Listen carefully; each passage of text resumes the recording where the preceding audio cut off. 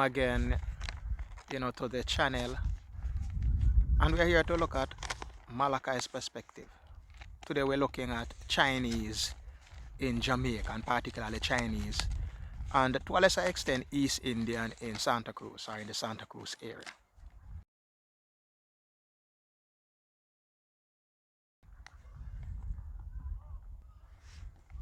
Chinese in the Caribbean are of the Han's Chinese origin, or ethnic origin, and they are also referred to as Hakka, or people of the Hakka language. They relate to persons from Sichuan area, from Zhejiang, from Jiangxi, from Hunan, from Hanan, from Guizhou, from areas like Taiwan.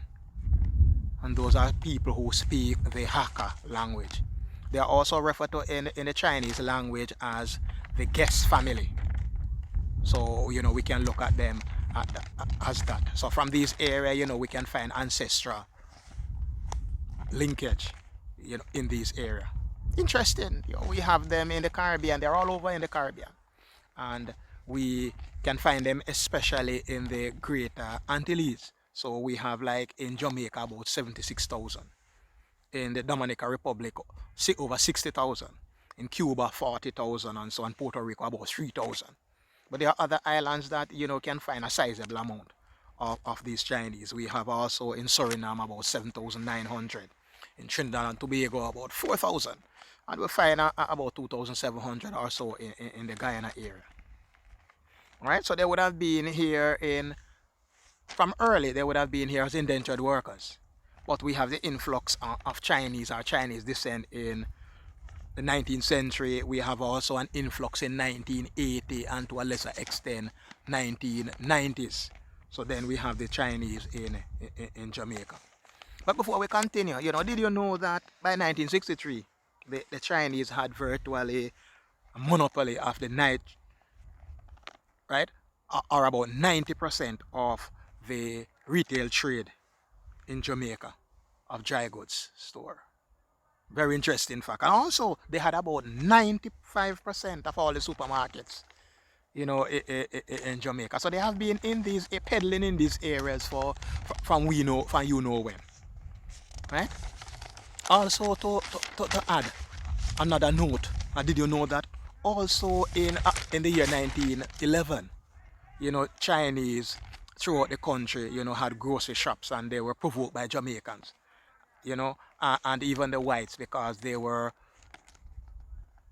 being provoked, saying that they were causing fire to many of the shops that they have in the Caribbean, or in Jamaica to be specific.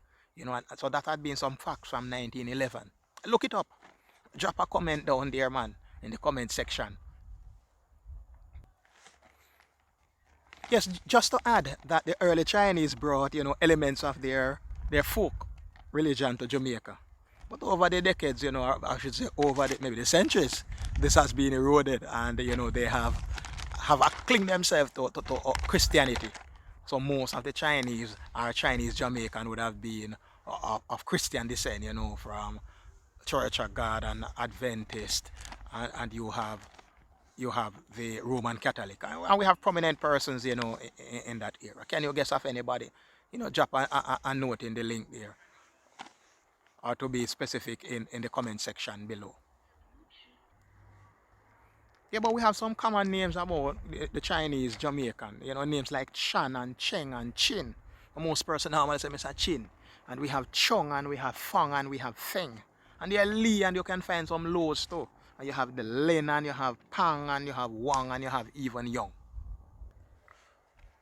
So some of these are household names as it relates to Chinese Jamaican. But they are outstanding personnel, among the Chinese descent in Jamaica. We have in Parliament, we have as entertainers. Some outstanding ones.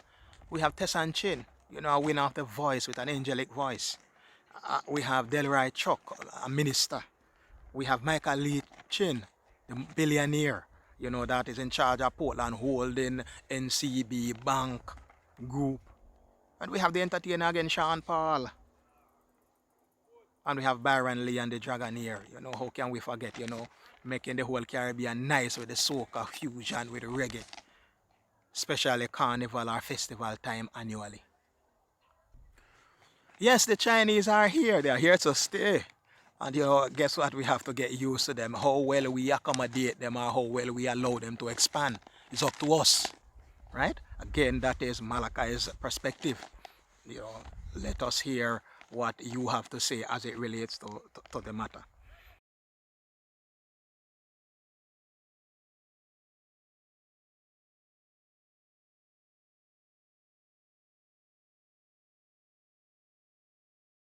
All right.